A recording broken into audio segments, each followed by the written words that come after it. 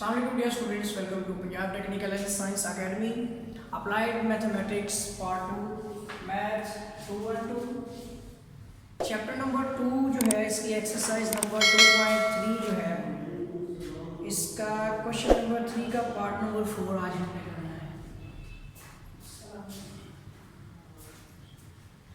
Part number 4 हमारा जो है क्वेश्चन है यहाँ क्लास बुक में दिया गया है x is equal to a into 1 minus t square divided by 1 plus t square, ठीक है। एंड सेकंड को हमारे पास जो है इसमें दिया गया form y is equal to 2bt divided by 1 plus t square, ठीक है स्टूडेंट्स। तो स्मार्ट सिलेबस फॉलो के लिए जो है ये क्वेश्चन उन्होंने नहीं करना, ठीक है। तो इस क्वेश्चन के हवाले से मैं डिटेल बता दी हुई है मैंने स्मार्ट सिलेबस के अंदर। तो चलिए दूसरे स्टूडेंट्स के लिए जो सप्लीमेंट्री के हैं अगर वो इस क्वेश्चन को कर रहे हैं तो आपने इस क्वेश्चन का जो है वो डेरिवेटिव लेना है। तो फर्स्ट ऑफ ऑल आप देख सकते हैं कि इसमें आपका इंडिपेंडेंट वेरिएबल जो है वो t है, इसमें भी इंडिपेंडेंट वेरिएबल t है, दोनों में डिपेंडेबल वेरिएबल एक में x है और दूसरे में y है। और क्वेश्चन के मुताबिक आपने फाइंड करना है dy डिवाइड बाय dx। तो dy divide by dx find करने के लिए फर्स्ट ऑफ ऑल आपने इसको स्टेटमेंट देनी है कि डिफरेंशिएशन विद रिस्पेक्ट टू, अब यहाँ पे इंडिपेंडेंट वेरिएबल है t, तो with respect to t on both side, दोनों के लिए आपने यानी कि अब रूल अप्लाई करना है। फर्स्ट ऑफ ऑल आपने x के साथ भी डेरिवेटिव लगाना है, so d over dt into x is equal to d divide by dt into a into 1 minus T square divide by 1 plus T square, ठीक है। इसी तरह आपने ये डेरिवेटिव जो है with respect to t y की फॉर्म के साथ भी लगा देना है, ठीक है, बोथ साइड पे कुछ इस तरह से, ठीक है, 2bt divide by 1 plus T square, ठीक हो गया जी। अब आपने इसके ऊपर जो है आपको फॉर्म से पता चल रहा है कि ये क्वेश्चन रूल है और यहाँ भी क्वेश्चन रूल लगेगा।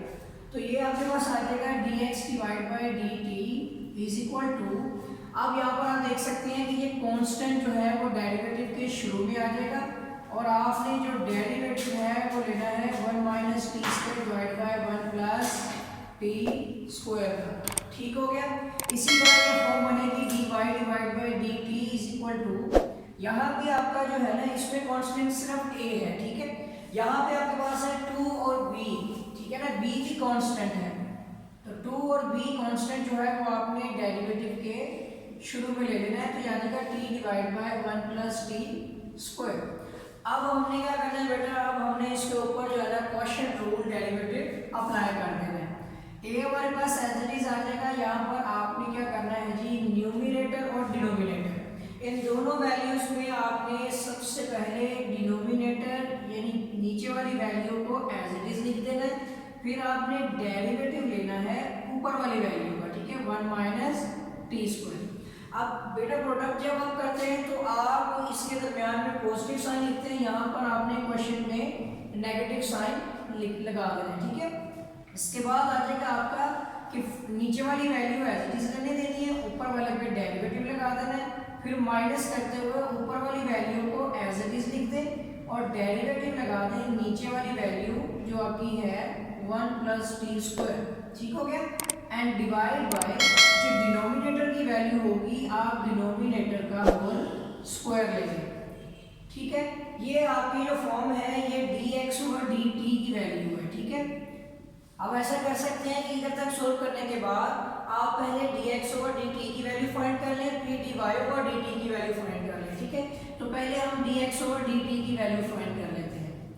तो ये a हमारे पास आ गया, यहाँ पर आप जब सोल्व करेंगे तो 1 plus T square as it is आ जाएगा। फिर आपने इस पर सेपरेट जो है ना डेरिवेटिव अप्लाई कर देना है, यानी d ओवर dt आप 1 के साथ अलग से डेरिवेटिव लगा दें और डेरिवेटिव जो आपका टी स्क्वायर के साथ अलग से लगा दें, ठीक है। इसके साथ ही आप देखेंगे कि 1 minus T square as it is आ जाएगा, ठीक है। अब आपने इस पे भी सेपरेट डेरिवेटिव लगा देना है, D over d T into 1 plus D divide by D T into T का स्क्वायर और ब्रैकेट क्लोज कर दिया। लेकिन इससे पहले आपने इसकी बेस में डिवाइड में ये डिवीजन में नीचे आपने 1 प्लस टी स्क्वायर का होल स्क्वायर भी लिखना है। ठीक है यहाँ तक। अच्छा बेटा अभी हम इस स्टेप को पहले कंप्लीट करेंगे, फिर हम नेक्स्ट जो है इसमें d y over d t की वैल्यू फाइंड करेंगे।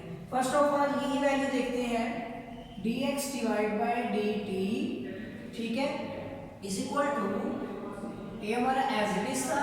अब यहाँ पर आप देखते हैं 1 प्लस टी स्क्वायर है, ठीक है, तो अब यहाँ पे 1 प्लस टी स्क्वायर, ठीक हो गया। उसके साथ ही आप देखते हैं, पहले ब्रैकेट लगा लेता हूँ इसमें, ठीक है ना बेटा। अब आप देखेंगे कि इसमें जब डेरिवेटिव लेते हैं तो कांस्टेंट का डेरिवेटिव 0 हो जाता है। कांस्टेंट का डेरिवेटिव हो जाता है हमारा 0, जबकि इस पे हमारा पावर रूल लगेगा। तो देखिए टी स्क्वायर है, टी स्क्वायर का जब आप डेरिवेटिव लेते हैं तो फिर क्या करते हैं, इसके दरमियान में साइन आएगा आपका नेगेटिव का साइन, ठीक है। पावर शुरू में ले लें हम 2 को, ये वाली पावर है, और फिर t जो है इसकी पावर में से 1 कम करके लिखे और डेरिवेटिव ले लेना है आपने इसी की रिस्पेक्ट t से, ठीक है। तो आपने कोई भी स्टेप नहीं छोड़ना, इसका कंप्लीटली आपने सोल्व करना है। तो ये है आपका सेकंड का जो आपने डेरिवेटिव लिया हुआ बेस का, ठीक है ना। यानी कि नीचे वाली वैल्यू को ऊपर वाली वैल्यू को जो आप डेरिवेटिव ले रहे थे वो हमने भी इसको सोल्व कर दिया है। नेक्स्ट माइनस का साइन लगाना आपने, ठीक है। माइनस के साइन के बाद आपका जो डेरिवेटिव 1 माइनस टी स्क्वायर जो एज इट इज आएगी वैल्यू ऊपर वाली वो आपने लिख लेनी है, ठीक है। इसके बाद आपने ये डेरिवेटिव सोल्व करना है। तो इस डेरिवेटिव में आपका कांस्टेंट 1 का डेरिवेटिव जो होगा यहाँ पर ये 0 हो जाएगा, ठीक है। फिर दरमियान में साइन है पॉजिटिव। अब यहाँ पर भी आप देख सकते हैं कौन सा रूल लगेगा, इस पे टी स्क्वायर पे पावर रूल, ठीक है। तो इसमें भी एज इट इज आ जाएगा, पावर शुरू में पावर में से 1 कम, ठीक है। उसके बाद आपने बेस जो है उसका डेरिवेटिव ले लेना है विद रिस्पेक्ट टू t। तो यहाँ पर आपका डेरिवेटिव भी क्लोज हो जाएगा और ये फॉर्म भी कंप्लीट हो जाएगी, ठीक है। अब इसमें डिनोमिनेटर के नीचे 1 प्लस टी स्क्वायर का होल स्क्वायर आ जाएगा, ठीक है, 1 प्लस टी स्क्वायर का होल स्क्वायर। अब ये आ जाएगा आपके पास dx divide by dt is equal to a, ठीक है।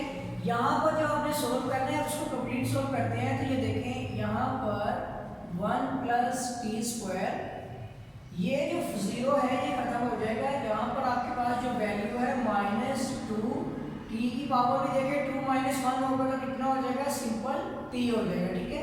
और d derivative with respect to t और t का ही डेरिवेटिव लिया जाए तो बेटा ये 1 होता है, ठीक है। ये वाला आपका 1 होगा। तो ये फॉर्म कंप्लीट होगी माइनस, इसी तरह आपका आ जाएगा 1 माइनस टी स्क्वायर, और उसके साथ ही इसको भी आप चाहें तो कर्ली ब्रैकेट से लिख लेते हैं, ठीक है ना, ताकि आपको पता चल जाए कि ऊपर से आप जिसको डेरिवेटिव को सोल्व कर रहे हैं वो यही है, ठीक है। यहाँ भी आपके पास है 0 खत्म हो गया, प्लस आपके पास इसका डेरिवेटिव 2, इसकी पावर 1 कम हो गई, इसका डेरिवेटिव भी 1 आ गया, ठीक हो गया बेटा। यहाँ तक आपका क्वेश्चन सोल्व हो गया। अब डिनोमिनेटर में आपके पास 1 प्लस टी स्क्वायर का whole square as it is आ गया।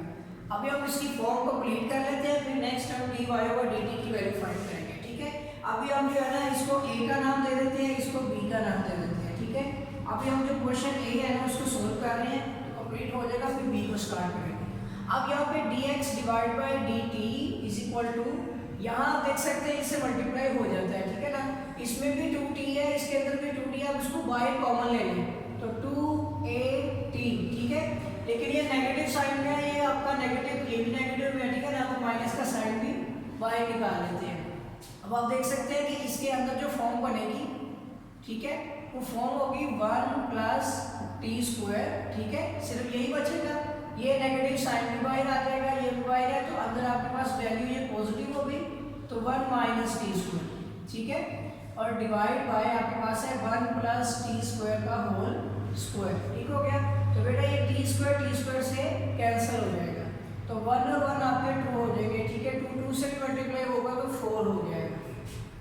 dx divide by dt is equal to -2at, ठीक है। और यहाँ पर आपके पास जो अंदर वैल्यू है वो है 2, ठीक है, divide by 1 plus T square का होल स्क्वायर। तो ये फॉर्म बनती है आपके पास dx डिवाइड बाई dt की, तो -4at divide by 1 plus T square का होल स्क्वायर। ये था बेटा आपका जो है पोर्शन ए, ठीक है। अब हम dy ओवर dt यानी पोर्शन बी बी को सोल्व करेंगे तो इसमें हमारे पास है dy divide by dt is equal to, इस पे अब हमने क्वेश्चन रूल लगाना है, ठीक है। तो यहाँ पर आप देख सकते हैं कि 2b जो है वो हमारे पास पाई फॉर्म में है, ठीक है। इस पे आप क्या करते हैं, बड़ी ब्रैकेट या कोई भी ब्रैकेट आप लगा सकते हैं इसमें, ठीक है ना। तो बहरहाल अभी मैंने कांस्टेंट को बाई रखा हुआ है, इससे क्वेश्चन से ही पता चल जाता है कि 2b जो है वो इसके साथ मल्टीप्लाई होगा। फर्स्ट ऑफ ऑल 2b को हमने बाई रख दिया, इस पे हमने कौन सा रूल लगाना है, क्वेश्चन रूल। तो क्वेश्चन रूल लगाने के लिए पहले हम एक काम करते हैं, इस क्वेश्चन को लिख लेते हैं, ठीक है। तो ये क्वेश्चन पूरा लिख लेते हैं, उसके बाद सोल्व करेंगे इसको। तो यहाँ पर हमारे पास है d divide by d T, अच्छा पूरा लिखता हूँ मैं, 2b into D divide by d t, ठीक है, और t divide by 1 plus T square, ठीक हो गया। ये था क्वेश्चन भी। अब सोल्व करते हैं इसको। First of all dy divide by d t is equal to, यहाँ पे कांस्टेंट 2b तो बाहर ही रह जाएगा, ठीक है। अब इस पे हमने क्वेश्चन रूल लगाना है इस तरह से कि डिनोमिनेटर की value as it is, derivative of the numerator, ठीक है, ऊपर वाली वैल्यू माइनस न्यूमरेटर की value as it is, derivative of the denominator, ठीक है बेटा। ये आपका है क्वेश्चन रूल, और नीचे डिनोमिनेटर का आ जाएगा आपका होल स्क्वायर, ठीक हो गया। अब नेक्स्ट आता है हमारे पास dy divide by d t is equal to 2b। अब ये फॉर्म जो सॉल्व होगी ये 1 प्लस टी स्क्वायर, इसका डेरिवेटिव हो जाएगा 1 minus t as it is.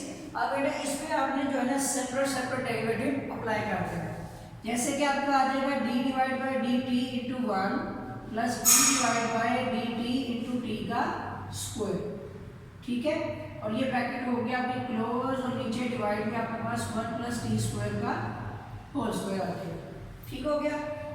इसके बाद नेक्स्ट में आप देख सकते हैं कि इसको हम सिंप्लीफाई कर सकते हैं। तो dy divide by d t is equal to, ये आ जाएगा आपका 2b, ठीक है। 2b के साथ ही आप देख सकते हैं इसके अंदर जो फॉर्म है 1 प्लस टी स्क्वायर, अगर 1 से मल्टीप्लाई हो तो एज इट इज आ जाएगी, माइनस में आपके पास यहाँ पे t है। अब इस ब्रैकेट को सोल्व करते हैं, करली ब्रैकेट्स को, ठीक है। 1 इज अ कांस्टेंट, तो कांस्टेंट का डेरिवेटिव 0 होता है। यहाँ पे आ जाएगा आपका 0 प्लस, यहाँ पे पावर रूल लगेगा, ठीक है। टी स्क्वायर जो है ये आपके पास एक वेरिएबल के ऊपर एक्सपोनेंट है, तो इसको पावर रूल लगाएंगे। पावर शुरू में, पावर में से 1 कम कर देनी है आपने, और डेरिवेटिव ले लेना है आपने बेस का जो कि t है। बाकी भी आपने चेक कर लेना है, किसी जगह पे यहाँ पे x नहीं आएगा क्योंकि इसमें इंडिपेंडेंट वेरिएबल जो है वो t है, हम t की रिस्पेक्ट ले रहे हैं, ठीक है। इसके बाद बेटा ये हो जाएगी क्लोज, और इसको हम यहाँ पर कर देते हैं डिनोमिनेटर के साथ डिवाइड, ठीक है। ये रहा, यहाँ तक आपका हो गया। हम इसको मजीद सिंप्लीफाई करते हैं।